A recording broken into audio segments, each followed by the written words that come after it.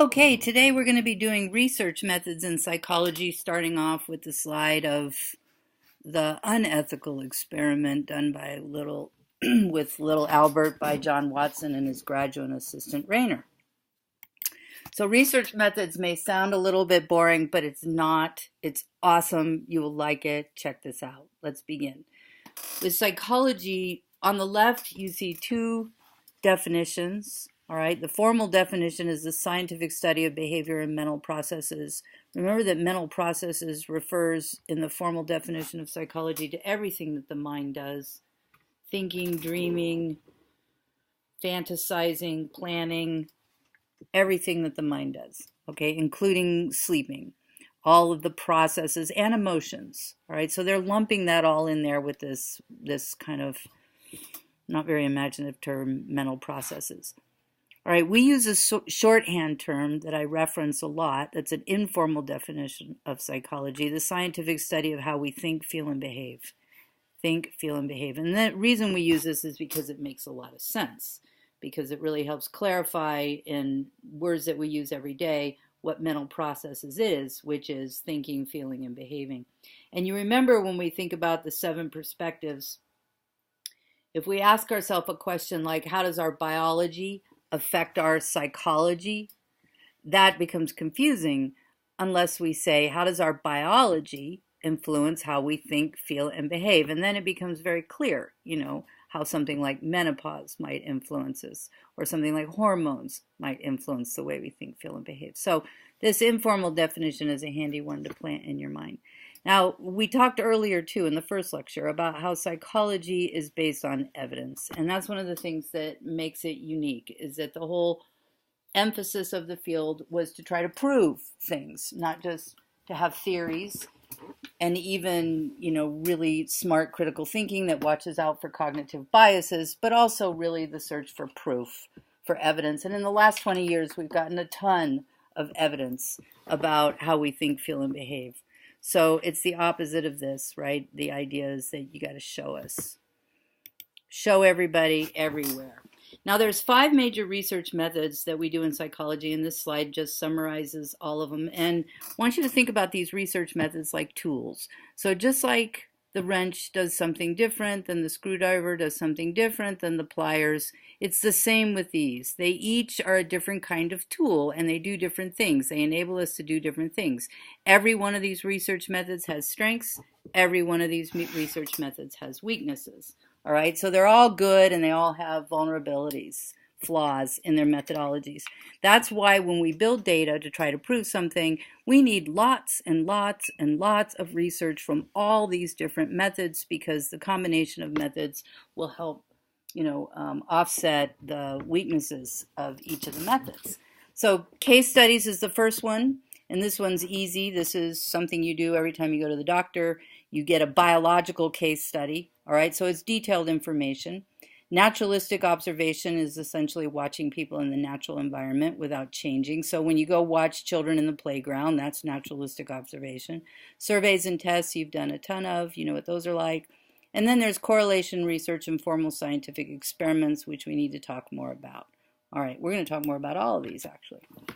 Okay, case studies, detailed information about a person or group. All right, so a case study, as you can see from this image, it really reflects it. We're getting a lot of information about this one person. And if she's a marriage and family therapist and listens to person after person after person after person after person for 20 years sitting on her couch, she's going to start to see patterns, and she will write about those patterns, right? And then marriage therapists will trade notes on patterns that they observe. And when 100 marriage therapists find the same patterns and they write about it and they come up with theories about it, that's how we can get new ideas from case studies, right? So an advantage is that they give us a lot of detailed information. Nothing really understands you like fully going into you and your life and your life story and the nuances of your life, because there's nobody quite like you, right? So case studies are the most detailed, but they're also the least generalizable. It's hard to generalize the information from you to everybody else, because nobody else has had your experiences. So you can do it to some extent, like I said, when These therapists sit and listen to zillions of them, and then they find patterns and they write about patterns. So that's helpful, but not necessarily entirely generalizable, right? So a little bit of a weakness there. And just so you know that case studies can be also about a group, like you can do a case study or, a research and become a specialist in gangs, for example, or a specialist in cults, or a specialist in terror groups, or a specialist in, business environments, right? So you could do case studies of group behavior as well. All right, we already reviewed the example of the case study of Dora, right? The case of hysteria, where he described the details of her condition in a book, right? A very detailed, this is Dora. And she was dealing with hysteria, and we discussed in an earlier slideshow how Freud basically based his theoretical models on case studies. His idea of how the psyche is organized, he based on doing a whole bunch of case studies of individuals, mostly women, in a psychotherapeutic environment, right? So that's an exact example of somebody coming up with theories based on doing a whole bunch of case studies. And we talked about Freud's theory of the id, ego, superego, and the unconscious. Okay, so case studies are subjective, and this shows you two different perceptions. And of course, they're both right, because this is a little bit of an optical illusion. We flip back and forth on whether we see 3 or 4.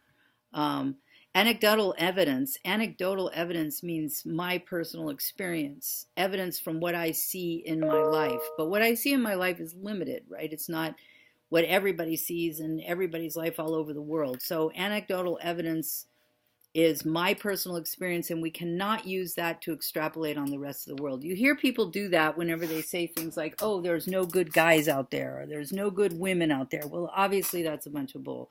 That person has experienced a couple of not great good guys or women experience, and so they are, from their anecdotal experience, drawing a conclusion, but obviously it's not a false conclusion, it's a personal conclusion. So subjective means it's from my personal point of view, not exactly from everybody's point of view, right? And anecdotal evidence is evidence from my personal experience, but we can't use that to extrapolate, even though we always do. I mean, we're designed to, right? We're designed to go, well, I had this experience, so that must be everybody has that experience, but it's not really like that. And we know that deep down, but we're vulnerable to thinking that everybody has the same experience as we do. Okay, second kind of research is called naturalistic observation, and this is a real simple one. Person goes out there in the environment and they observe and write down what they observe. These are mostly descriptive kinds of studies where we're describing what's going on around us, right? This is a researcher that we're going to meet, Stanford's Robert Sapolsky. He's awesome, one of my favorites. This is an article about him. We're going to be meeting his work with baboons, bonobo baboons out in Africa, and what it taught him about stress and human beings. Some real he's one of the leading researchers on stress, and just a great guy. He's also got some TED Talks if you're interested in watching them.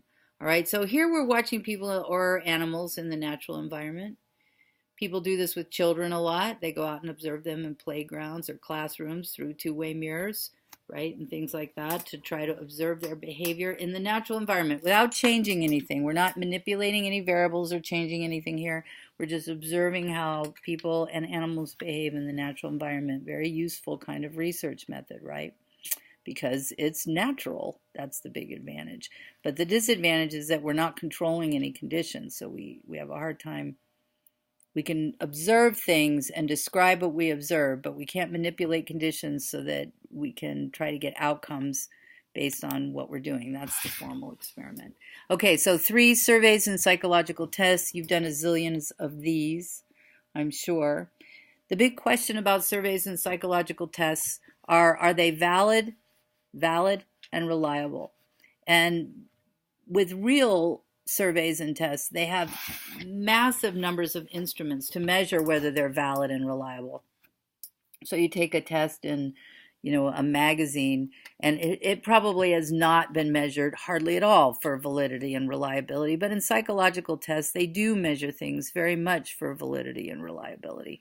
Now, valid means that the test does what it says it will do, right? If it's a test about intelligence, it actually does measure intelligence. It doesn't measure, like, say, what mood you're in that day.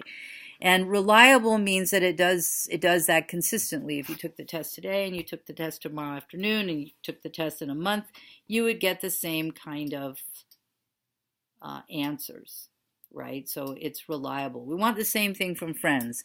You want them to be valid. You want them to be who they say they are and not to be fake. And you want them to be reliable. You want to be able to count on them, right? So we need the same thing from tests.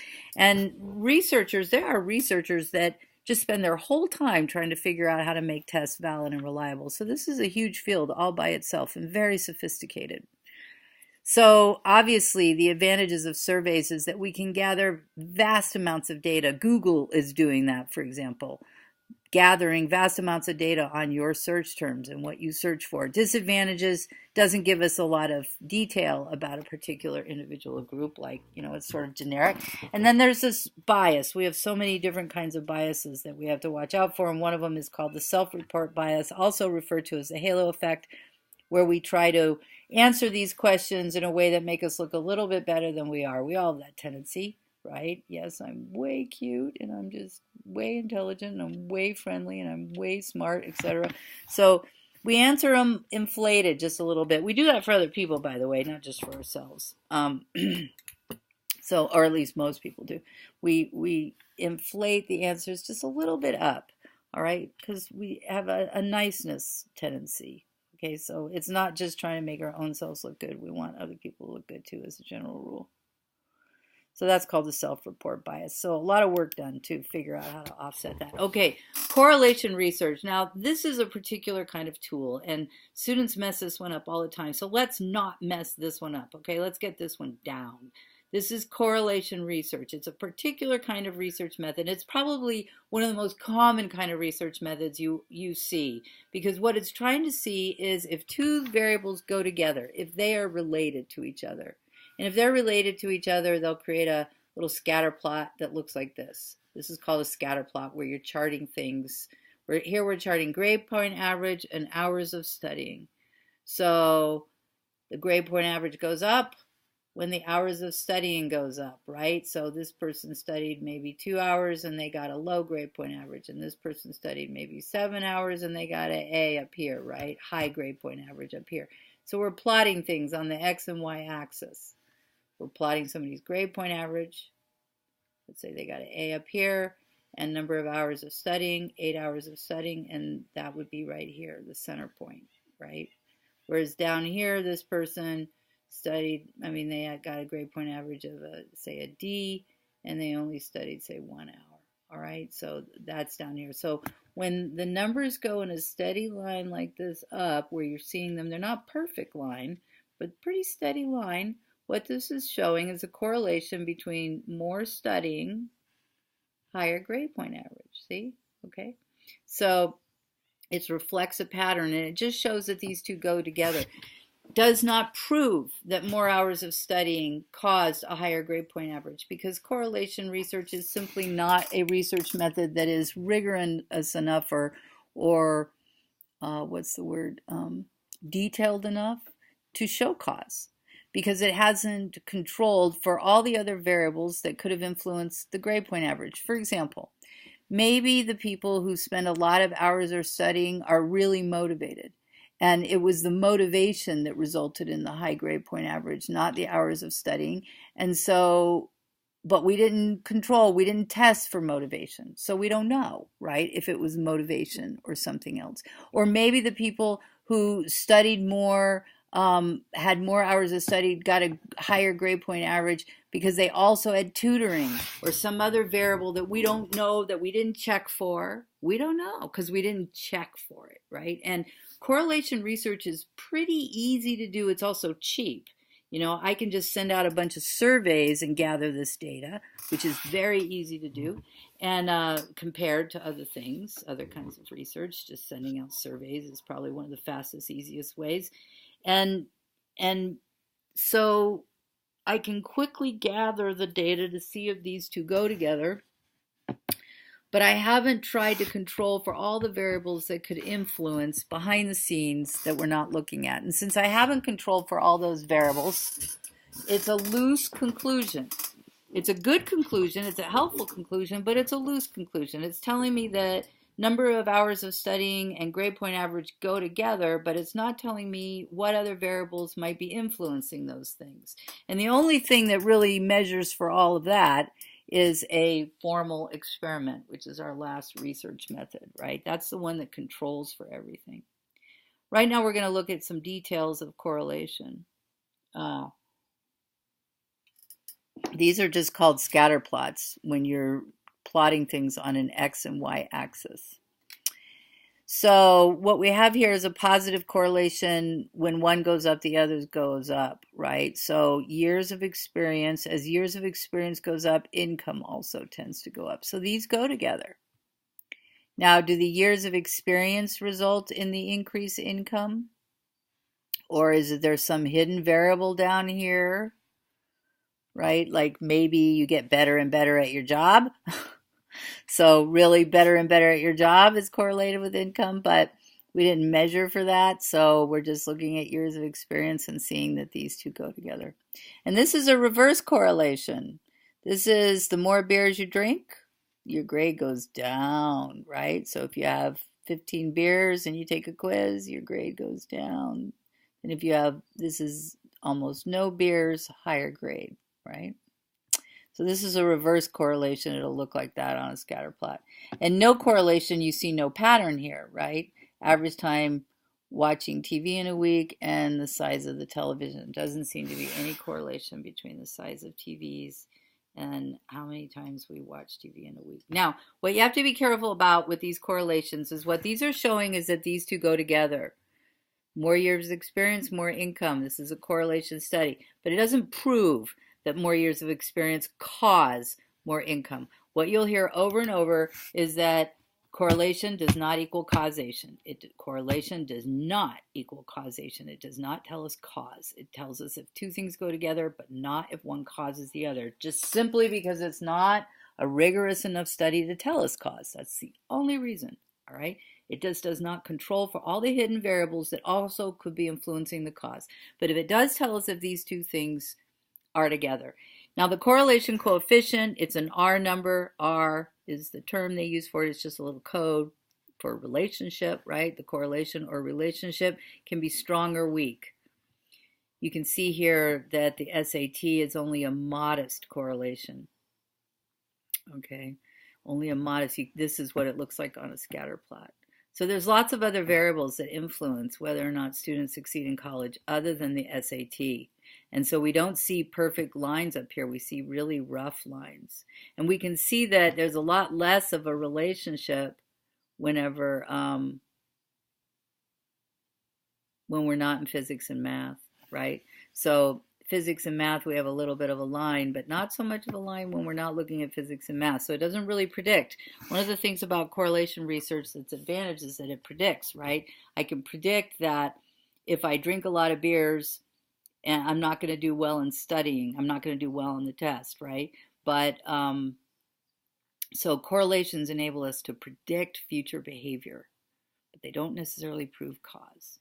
Now this page is simply saying that R is the term they use, the mathematical term for the correlation coefficient. You can just think correlation relates to relationships, and the R can stand for relationships.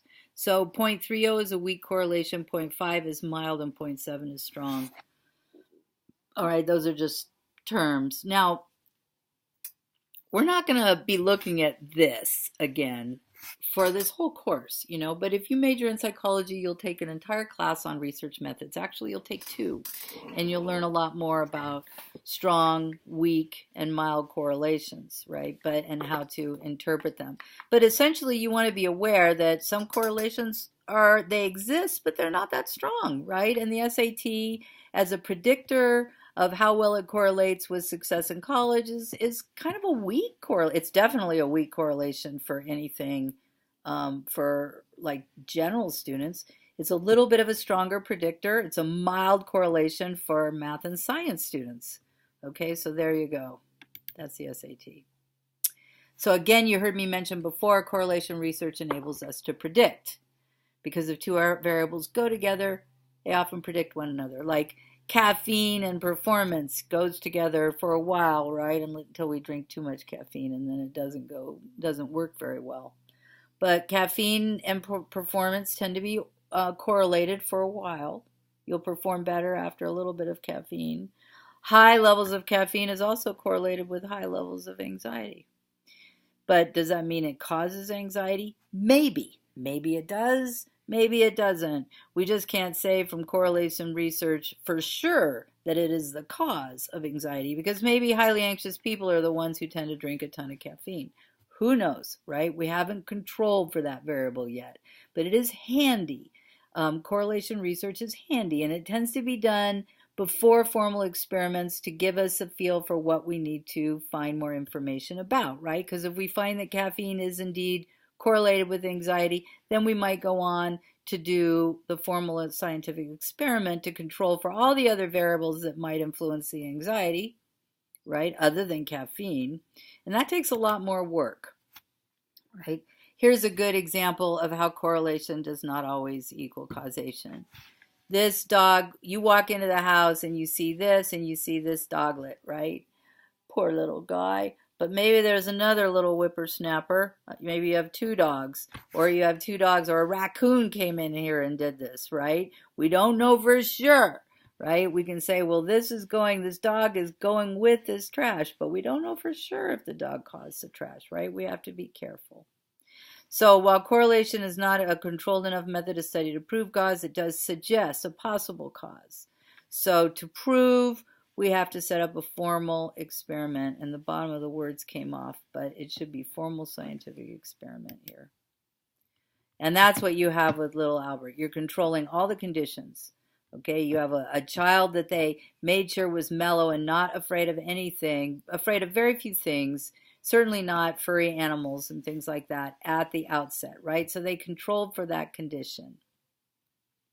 So formal experiments is another tool, and the thing that's unique about them is that researchers try to control for all the other conditions that could be influencing things to pin down cause. So they create a very controlled condition here to see if they can prove that they can create a fear in little Albert for a little white mouse, right, that wasn't there in advance. Okay. So this is a famous experiment called the marshmallow test. And this video link takes you to a charming little reenactment of the marshmallow test, where they put kids in a room and they give them a marshmallow, and they say, and these kids are like between 3 and 5. They're very young. And they say, okay, this was done at Stanford in the 1970s. It's very powerful research. And they say, okay, here's a marshmallow, and we're going to leave you for a couple minutes. And if you can just not eat the marshmallow, when we come back, we'll give you 2 marshmallows. And so they watched and saw what the kids did, and then they come back, and some of the kids ate the marshmallow and couldn't wait, and others of the kids didn't eat the marshmallow. All right, so that was a formal assignment. It's really cute to watch, so I strongly encourage you to watch that video. So this is a false environment where they're controlling all the conditions, trying to reduce situations that can confound the experiment. Confound means to mess up the experiment or anything that skews the experiment results, right? And it's very difficult to do, and it costs a lot of money. I mean, they just got one kid here, right? So formal experiments cost a lot of money to do. So they're not done as often. There's a lot of people, researchers, working behind the scenes to measure this one kid's reaction. And they'll do a bunch of kids, but still one at a time, compared to a survey. And all you have to do to get correlation research is survey data. This is very time consuming, right? And you've got to try to think about and control for all the variables and get every kid who's in here representative of the general population. Now, techniques to offset confounding variables are blind and double-blind studies. So let's talk about blind and double-blind studies. Blind studies are very, very common. They're almost always experimental research is almost always a blind study. And in a blind study, the subject does not know what the research is really about until after the research is over, and then there's a debriefing process where the person is told what was really going on. Now, with these kids, the parents were obviously told, but the kids were not told, look, we're doing a research study to measure delayed gratification, and we're going to see if you can hold off eating that marshmallow. That's what we're really trying to measure, and we're going to see that the difference in kids' personalities who can hold off eating the marshmallow versus the ones who can't delay gratification. All right. Now, if we tell people what the research study is about, they're going to probably change their behavior. These children might be too young to do that, but adults would certainly change their behavior, right, if they knew what the research is about. So that's why blind studies, where the people in the research don't know what the research is about.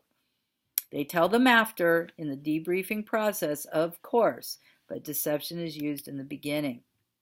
Okay, again, confounding variables. Anything that influences the study in a way that is not intended, it skews the results of the study. Now, no study is perfect. There are always some confounding variables. The goal is to minimize them. Okay, so you can't get perfect studies. Now, we saw earlier this idea of the participator effect with surveys. We mentioned with surveys that it's also called the halo effect, right? Where we try to, or the self-report effect, where we report ourselves as being a little bit better than we are, right? Well, here we have kind of a more general term called the participator or participant effect. Either one of the words are used. And this is when a study participant knows something about the study that influences how they respond, right? So a good example is the halo effect, where we try to make our responses a little better than they really are. That's an example of the participant effect or participator effect. Here's another example. Imagine you're in a research study that's examining how people flirt, right? What are the kinds of body language and methods we use to flirt, right? Trying to dissect that out. The research team will figure out a good way to deflect your attention from the real purpose of the study. And usually this is by telling you that the study is about something different than it really is. So they may say, okay, we're watching how people play games and how they interact while they play games, or something like that, some kind of deflection. And then they'll give you games to play. Because if they told you that the study was about how you flirt, you would change the way you behaved, right? You would either flirt more or less or whatever. So they can't tell you it's about how you flirt. So a blind study is when you don't really know what the study is really about until the end when it's over. So your behavior is not influenced by that knowledge.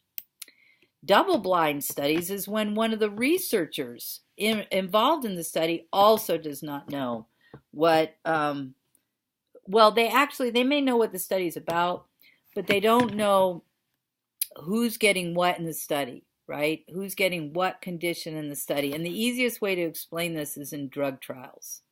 So let's take a look at that. Because double-blind studies always happen in drug trials for really clear reasons, right? So in a drug trial, let's say you're doing a drug trial where you're the one giving out a life-saving drug for cancer. And you've got two groups that you're going to give it to. One group who gets the real drug and one group who gets the placebo. Now imagine if she knows that she's given the fake drug, the placebo, to this person who is really hoping to be saved from cancer. That would tear her up inside. She would leak that out on her face, or he or whoever would eventually, with micro little expressions on their face, would leak out their feelings about not being happy that they're giving this person the placebo. So this person who's getting the placebo, that could influence. They could pick up the facial expressions and realize they're getting the placebo, and that will influence everything. So for that reason, double-blind means the researcher who's interfacing with the participants, with the subjects in the study, also does not know everything about the study. Enough information is kept from them So, for example, and they're aware of this, they're aware that they don't know if they're giving out the placebo or the real drug, and they want that protection, right? Because they don't want to skew the study and they don't want to be torn up inside. They're going to wipe out the effectiveness of your antibiotic by thinking it's not going to work, but you're going to influence it to some extent, right? And because of that, we have double-blind studies. Established, this is the watchdog organization for all research.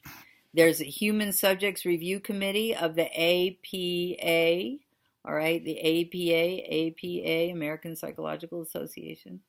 Human Subjects Research Review Committee. So anybody who wants to do research has to write up a proposal according to some very specific guidelines. You have to lay out your methodology. You have to lay out how you're going to work with subjects. You have to lay out very specific procedures. All of the procedures have to be written up and submitted to a Human Subjects Review Committee of the APA, and there is one at every major university. Chico State has a Human Subjects Review Committee, so if we at Butte College wanted to do any kind of research, psychological research, we would have to write up the proposal, submit it to the Human Subjects Review Committee over at Chico State, get approval, and they would be the formalized watchdog group that makes sure we don't do something unethical like John Watson did, right? And those research methods include informed consent and debriefing practices, which are safeguards for human subjects, right? So the first safeguard for human subjects that protects them from being conditioned and of phobia being conditioned into them like little Albert, which, by the way, since that wasn't repeated, it was likely extinguished, right? Little Albert and his fear of the rats probably just went away because most likely, if it wasn't reinforced several times, eventually most of our small PTSDs, like, let's say, I use the example of driving by an old boyfriend's house. Well, a few years pass, you have yourself a new boyfriend, you're super happy. Now you drive by the old boyfriend's house and there's hardly any kind of trigger at all. It basically begins to extinguish, right? You grow past that fear is what happened. You've grown past that trauma. Your neurons in your brain now realize that life has gone on and you've developed new relationships and things are good again. And so your trauma has extinguished. Some traumas don't get extinguished, right? And they groove themselves in there. And that's when we need to go in and try to untangle them a little bit, right? Some of the more severe PTSDs. And we can do that. We can help with PTSD quite a bit now. We've researched it a lot. And we know what works because of research. We know what actually helps PTSD and what methods don't help PTSD. So we've come a long way on PTSD. And if you're dealing with PTSD on anything, we can help. We can help. And we have therapy at Butte too, by the way. So deception in research, informed consent and debriefing. This is a great little study we're going to look at where a phenomenon called learned helplessness was induced in students in the classroom in a very brief period of time. And this is something I will be talking to you more about, but you might want to check it out. Very cool study. All right. And it reflects debriefing. It reflects informed consent and debriefing because what this teacher does, and I need to find out, I'm getting mixed reviews about whether I can play these within YouTube, these videos, and it's okay, and then, be able to comment on them within this video slideshow that I'm putting on YouTube, or this audio voiceover, or if it's not okay. So it's when I find out if it is actually okay for copyright for me to use these within our lectures and then comment on them, I will. But in the meantime, you're going to have to go click on it yourself. Well, what happens is the teacher is here and she's going to tell these students that she's going to pass out these anagrams, which are really easy little puzzles to solve. And she said, these are super easy anagrams and all you have to do is solve the anagram. So here I'm going to pass it out. Okay, everybody solve the first anagram. And so everybody starts working on the first anagram and she goes, raise your hand when you're ready to be done with the anagram. And these guys are raising their hand and these guys aren't, right? These guys have finished the first one and these guys haven't. You can see this one's starting to look around going, why aren't we finishing? And these guys are finishing, right? So they're starting to notice that. So the teacher has done what's called informed consent. She's told these students what they are going to experience in this. This this isn't a formal experiment. This is just a playful little classroom experiment, so she doesn't have to go to the APA for that. But she's told them you're going to do anagrams, and you're going to try to figure out what, unscramble the words and figure out what another word is from the word, right? And these guys have already finished, and these guys haven't finished, and they're starting to think they're dumb, and these guys are smart. They're already pigeonholing themselves, right? So they do 3 of them, and the same results happen for all 3. These guys raise their hand, these guys don't. They can't figure out the anagram, these guys can. Now, naturally, these students are assuming that they all have the same anagrams, but they don't. That was the trick in the experiment. These guys have easy anagrams, and these guys have impossible to solve anagrams. Okay, so these guys are raising their hand, piece of cake, they figured it out. These guys are going, what? But they don't have the same anagrams, but they don't know that, right? Deception. But here's the thing. Here's what happens, and it's absolutely stunning to watch. You've just got to watch it. What happens is they only do 3, just 3, right? So the first 2, this happens. And then in the third anagram, the same thing happens, right? Only a couple students in the back of this left side get it in the third anagram. In the first 2 anagrams, these guys had easy ones, these guys had impossible ones. But in the third anagram, they both had the same anagram.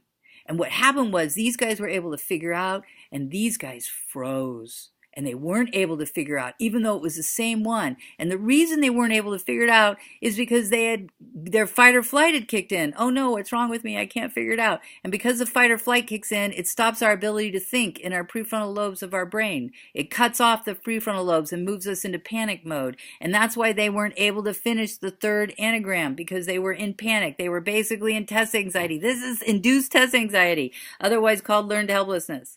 And we can get past it. We can go, this is bullshit. Well, I shouldn't cuss. This is BS. This is wrong. I don't want to get fooled by fight or flight. And we can use techniques to help calm ourselves down in tests. And the Center for Academic Success, CAS, at Butte College, has workshops on dealing with test anxiety and getting over it. Test anxiety is PTSD. It's a miniature PTSD. And what you're watching here is a little bit of test anxiety being induced in these students, right? Now, this is an AP class, so these aren't vulnerable students, right? And once they learned about this learned helplessness, because there's also learned optimism, right? So there's the opposite of learned helplessness. We want to be aware that we're vulnerable to learned helplessness. What happens is if we fail a couple of times in something, our mind says, I'm no good at this. And so it just sort of shuts down trying, and we don't want to do that. Okay, that's called a fixed mindset. We want to have a growth mindset where we go, I may not be good at this, but I can get a lot better, and I'm going to grow and get better. And that offsets the learned helplessness state. Stop me from cussing. So I'm really going to work on it. All right. So informed consent, the teacher let him know what was happening before the experiment, and then you'll hear her debrief after the experiment, after this little miniature classroom experience. She will say, oh, you guys, this is what we are really doing. And that's what happens in formal experiments, is people get debriefed. You explain to them afterwards what they really experienced.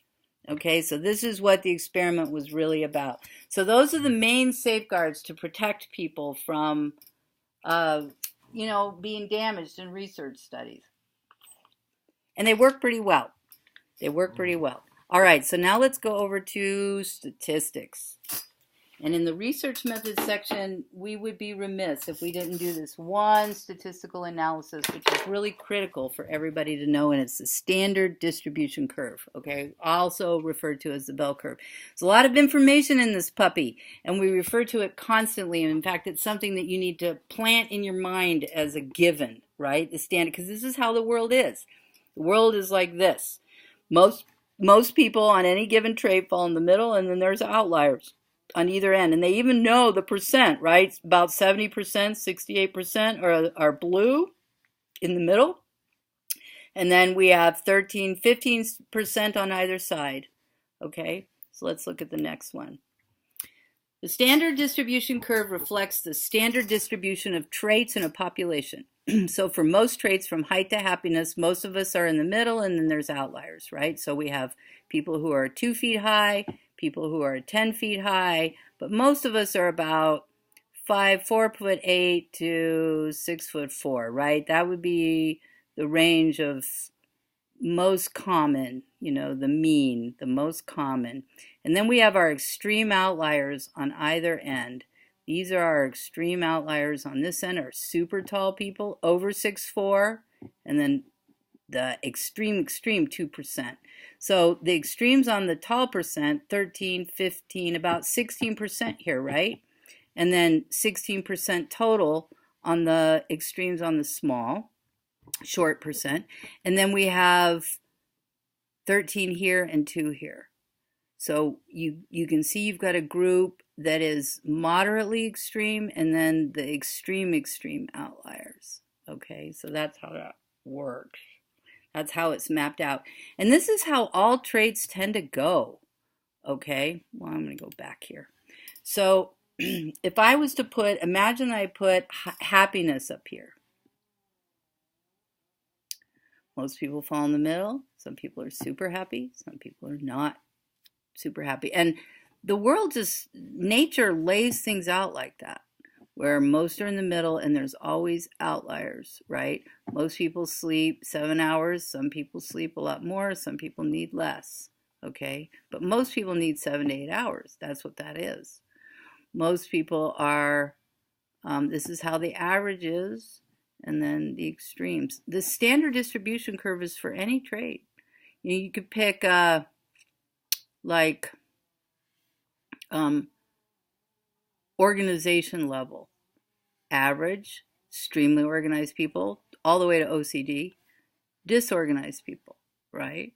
So you put any trait up here, and when you think about traits, like think about the 3 things that people would describe your personality. Friendliness. I'm friendly, super friendly, not friendly at all. Then we have argumentative, average, super argumentative people, not argumentative at all. Sexuality is the same, runs on a range. Heterosexuality, alternative sexualities. That's how it is. It's how it is. Every single trait. Everyone exists on a range. So when you say most people are like this, and then somebody goes, well, I'm not like that, we know that already because of this. Because of this. When people say most people, they're talking about the blue. We know there's outliers. We even know the percent of the outliers, okay? And everybody's an outlier on something. We all have traits that are over here and traits that are average, right? So this is normal. It is normal to have a lot of average traits and a few outliers within each of us. Nature does that on purpose. Our mutations, our outlier mutations, are what enable our species to evolve, right? Because of the mutations. Some mutation, they do these variances. Nature does these variances because the environment could change in such a way where some of these variances that show up down here on the extremes are highly advantageous, and then they become the mean, right? So that's how we grow and change as a species, is through this diversity. So nature loves diversity. Diversity is built into the matrix, and every single trait that you can think of exists on this continuum, all right, where there's going to be the averages and there's going to be the outliers. Every single trait that you can think of. Every single one, all right? So you've heard of the terms 1 and 2 distributions from the mean. Now you'll know what it means. Super easy terms. This is the mean in blue.